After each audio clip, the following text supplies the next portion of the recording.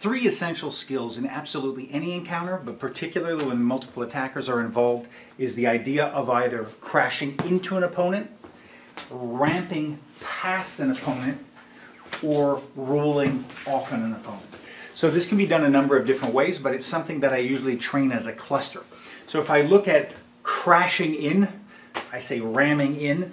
When I ram into them, I can usually use a shield. So if I have an elbow, I'll look to spike with my elbow. If I'm in a blended shield, it'll usually be the horizontal. And if I'm in a double horizontal, it can only be one at a time. So there's always one that's going to hit in any given shield. And so I want to see first and foremost, how can I be talking? And from that position, turn my flinch, my grasp response back onto my head, bam, and to crash in. From a crash with an elbow, crashing, I can ramp off by collapsing it, right? People will move. On our Bob, what we've done is we've taken the rivets off his back. And what this means is that he pivots on his pedestal. So if I pop in like this, I can spike, but then by closing it in, I can ramp. So ramming in or ramping, right? If I didn't want to spike, I could come in with the side right off the back and ramp past. Or I could use the spike to make distance, bam, and then ramp past. So these are very, very important skills.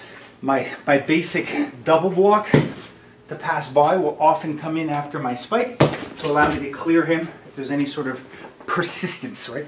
Any type, so ram or ramping past.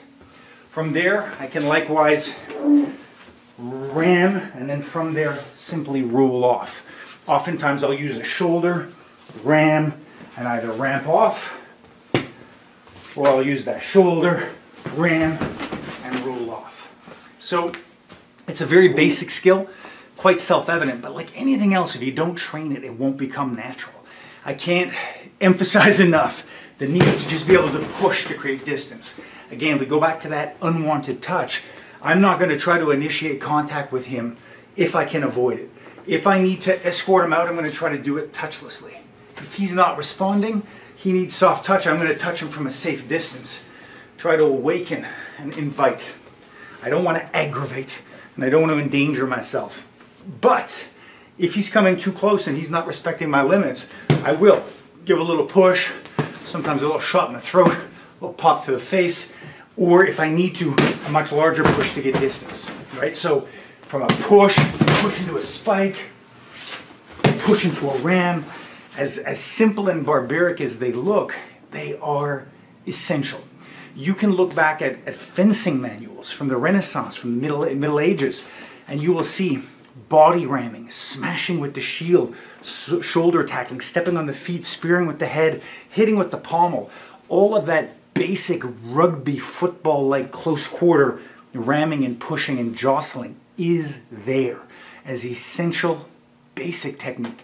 So you got to train it. And first, for many people, I would say you need to accept it because they go, yeah, I get it, and then they don't train it. And then I've seen multiple attacker scenarios. I had one where I simply pushed 2-3 people. They backed up, they got indignant, they got a bit shocked. There was exchanges, and then it just ultimately petered down after about 6-7 minutes. Other bouncers came, nothing happened. But had I not pushed authoritatively at that time to find distance, interrupt their patterns, shock their brains, they were on an escalation path. By pushing, I in effect ended the fight or diverted that river away from the village, if you will. Losing the pipes, I've been talking so much. So first and foremost, guys, please, please, please don't underestimate the value of pushing. It is a lifesaver. It is a primary skill, and when you're in multiple scenarios, it's the skill that comes out all the time. I pop in pushes whenever I can, make distance, give my shots, and go forward. You need to command your space. You need to own your space, and then you need to move that space wherever it wants to go, and pushing is one of the easiest ways to do it. So if I have my pad person, and I'm ramming in like that, I'm either going to continue, doesn't matter, whatever you like. I'm going to go both ways. I'm either going to go in the direction of my ramp, right? But I don't want to rush. A lot of people now think of going past, and they start going like this. I still want to get a good bridge on, so I'm looking to be in front as if he's closing me in. I'm going to ram him, and then I'm going to go past him. Or if I don't ramp them, I'm going to roll, right? Which means I'm going to hit in hard, but then I'm going to roll the other way, like a football player, right? I'm just going to go past.